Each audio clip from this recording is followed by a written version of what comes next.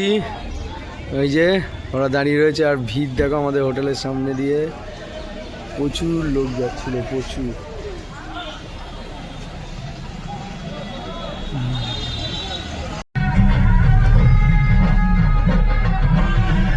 দেখ সূর্য সূর্য ইয়ে করেছে। 3 দিন কুম্ভে কাটিয়ে আমরা রাম মন্দিরের উদ্দেশ্যে সকাল 9টা নাগাদ প্রয়াগরাজ থেকে বেরো।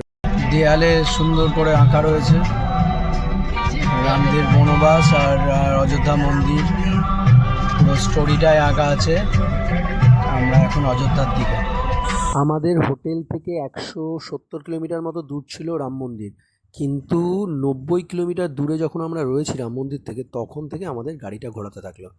রাস্তার ধারে সুন্দর সুন্দর এরকম করে বিক্রি হচ্ছে টেডি বিয়ার, আমাদের গাড়িটা ঘোরাতে থাকলো। এরপরে আমরা ঘুরে ঘুরে কীভাবে রাম মন্দির পৌঁছই সেটাই দেখার। রাম মন্দির যাওয়ার পথে হোটেলে খাওয়া, পেছনে দেখো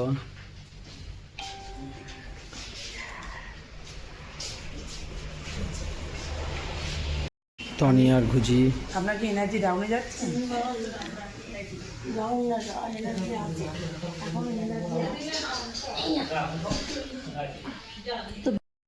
কি রাস্তা দিয়ে যাচ্ছি গ্রামের কাছে, সব জায়গায় পুলিশ আটকে দিচ্ছে ওই জন্য।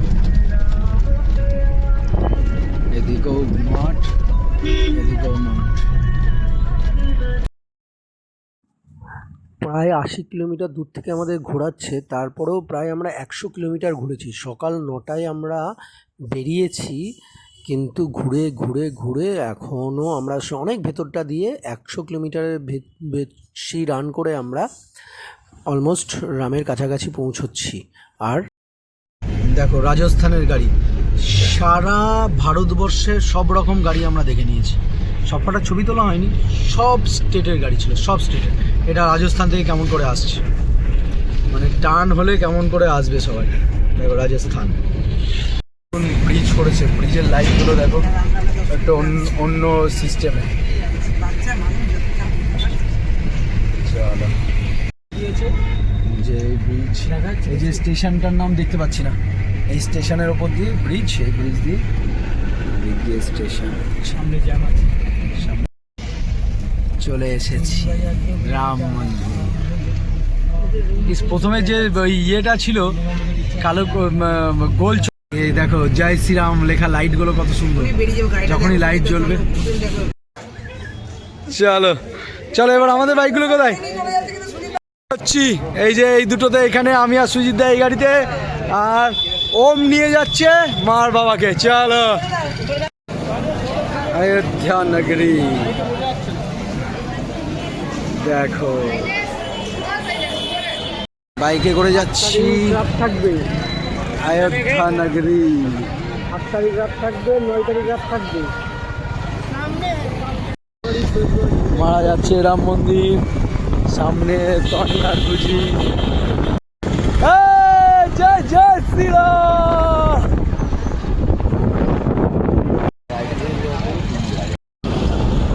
অযোধ্যা স্টেশন, আরে কি করেছে।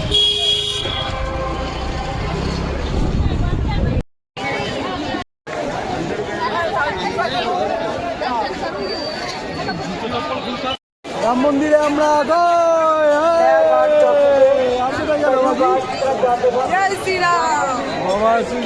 একদম। চলো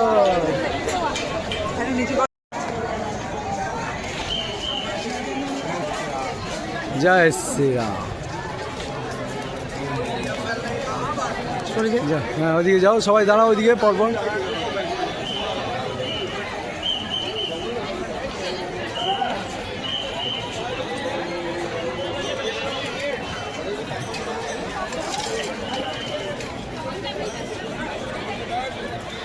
সুবিধা লম্বা করে করছে বলে আমি চওড়া করে করে নিই।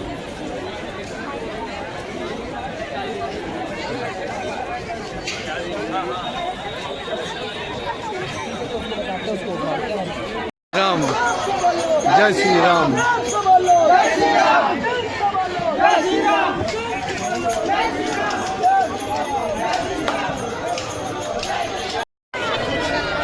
ভিড় দেখো, ভিড় দেখো মারা। জয় সীতারাম, জয় সীতারাম, জয় সীতারাম, জয় সীতারাম, জয় সীতারাম। রাম মন্দির দেখতে আসা তো আমি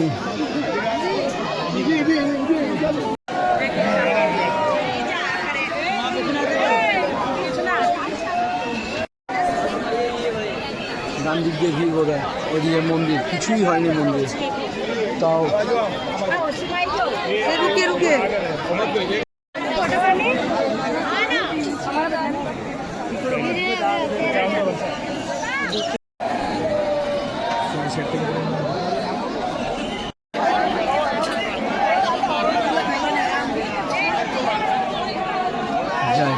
জয় শ্রীরাম, এদিকে জয় শ্রীরাম, জয় শ্রীরাম।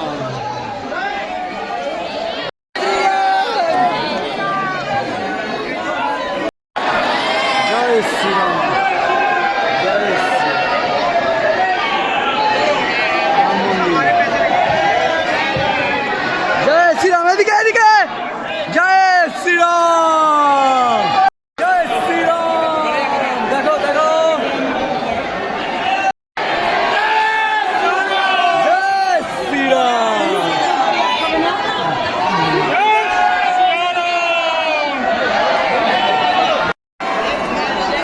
লোকের ভিড় দেখো, নাম দেখো। শ্রীরাম, জয় জয় শ্রীরাম,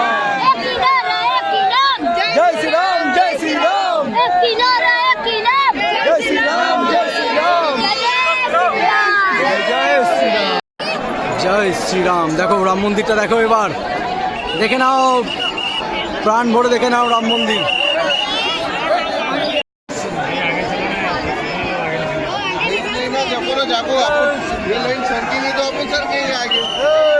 কোথায় কোথায় গেলে? কাজ দেখো,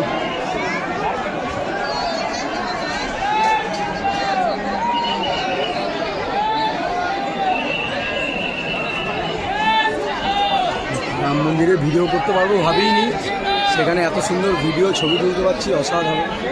চলো ভাই চলো। জয় শ্রীরাম।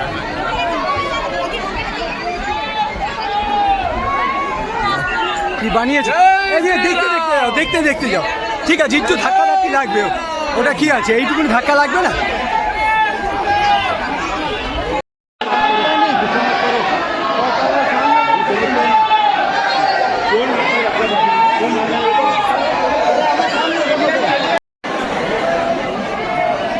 রাম মন্দির।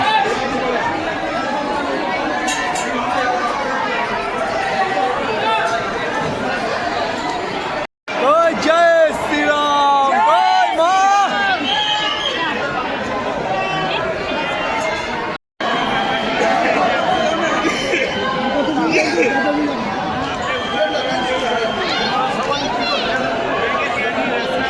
সন্ধে 6টা নাগাদ আমরা পৌঁছলাম রাম মন্দিরের কাছে। ঠাকুরের কৃপায় একটা হোটেলও পেয়ে গেলাম 1.5-2 কিলোমিটার দূরে। সেখান থেকে তারাই সব 4 ভাই মিলে আমাদেরকে পৌঁছে দিলে। দেখো কত টাকা, এইভাবে টাকা পড়ে রয়েছে। তারা পৌঁছে দিল একদম রামের কাছে আমাদেরকে মোটরসাইকেল করে। অসাধারণ অসাধারণ দর্শন, মানে ঠাকুরের কৃপা না হলে এরমভাবে যে রাম মন্দির দর্শন করা যায় সেটা জানতামই না। এবং এত ছবি তুলেছি ভাবার বাইরে, হেভি হয়েছে।